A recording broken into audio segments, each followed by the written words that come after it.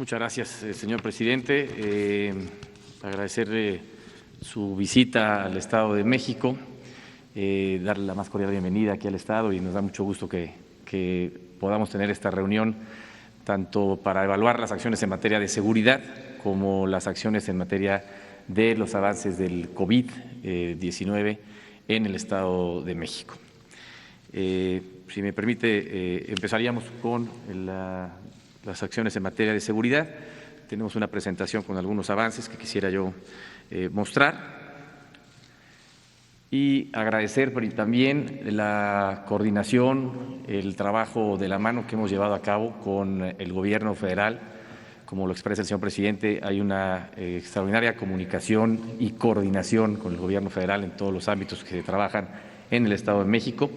Y agradecer al secretario de Defensa, al secretario de Seguridad, por supuesto a la secretaria de Gobernación, al secretario de Marina, al coordinador de la Guardia Nacional también, el trabajo que hemos llevado a cabo para fortalecer las acciones de seguridad en nuestro Estado. Empezaría con el tema de seguridad. Tenemos una presentación por acá donde tenemos brevemente algunas de las acciones. Primero, hemos tenido la definición de 32 regiones en el Estado de México. 650 colonias concentran los delitos de alto impacto, en donde trabajamos con presencia de todas las fuerzas estatales y federales. El estado de fuerza que tenemos, quiero reconocer el gran apoyo porque se ha venido incrementando el número de elementos de la Guardia Nacional. Ya llegamos a cerca de 9,000 elementos que tenemos de la Guardia Nacional en el Estado de México, lo cual nos ayuda a crecer de manera importante el estado de fuerza y nos permite trabajar de manera con mayor presencia en todas las regiones. Un trabajo de inteligencia dirigido a atender objetivos específicos, sobre todo en el caso de los delitos de alto impacto, en donde destacamos que se ha logrado una disminución del 17.4% en los delitos de alto impacto, en lo que va del periodo de enero a mayo de este año comparado a enero a mayo del año pasado. La presencia en los hospitales COVID por parte de la Guardia Nacional para el resguardo de las instalaciones y también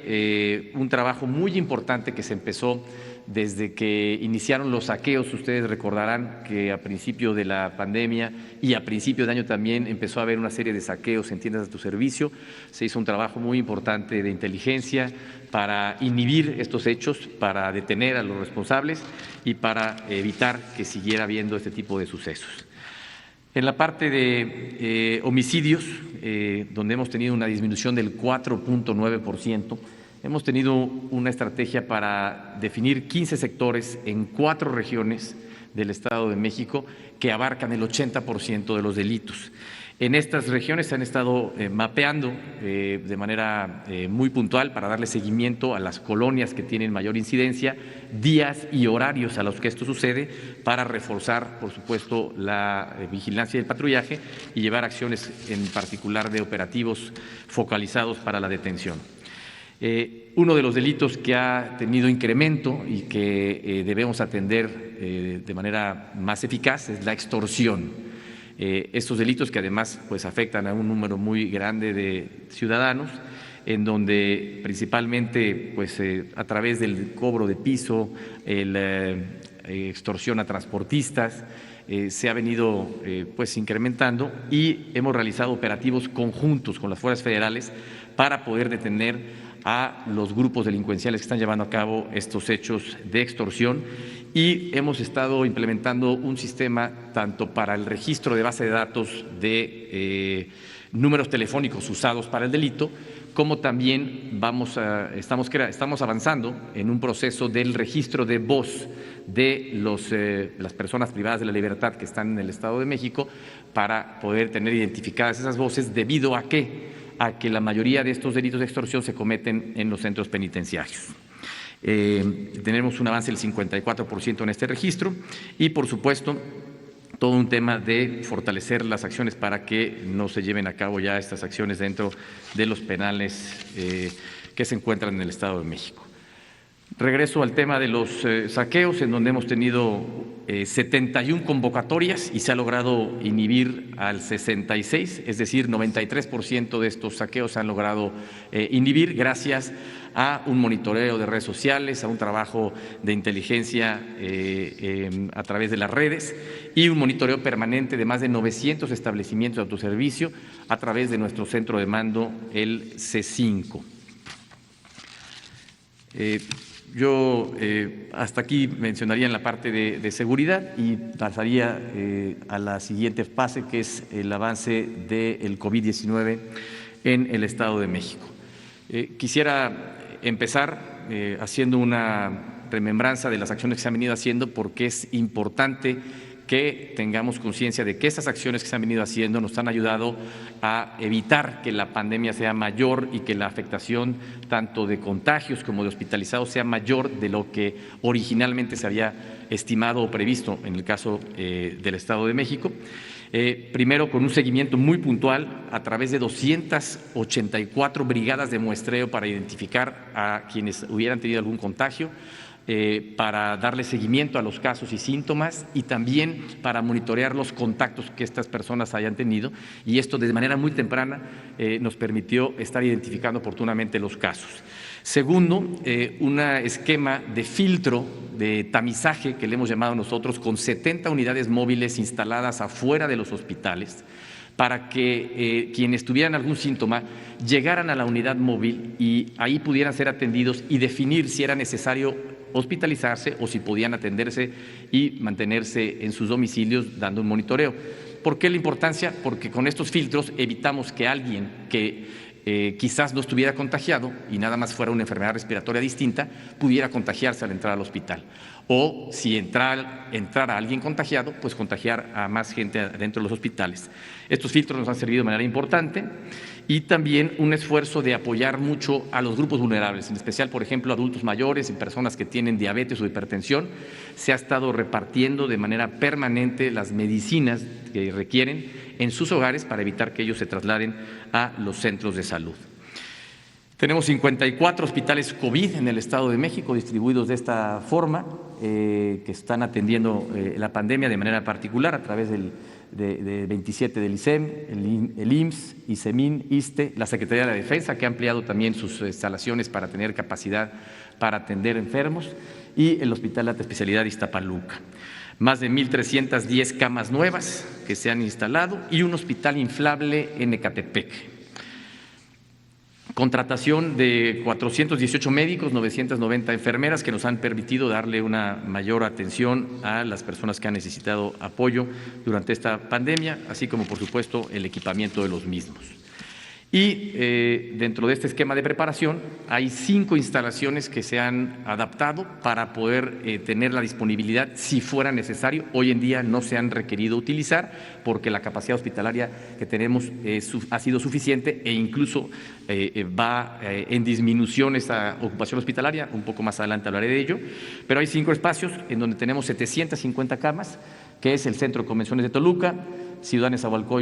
Bicentenario en Nezahualcóyotl, aquí el Centro Cultural de Texcoco, el Auditorio de Tonanitla y el CRIT de Tlanepantla, que están listos para poder atender y ampliar la capacidad hospitalaria si fuera necesario. Los escenarios, y esto es algo muy importante y lo comentábamos hace un momento con el señor presidente en la reunión.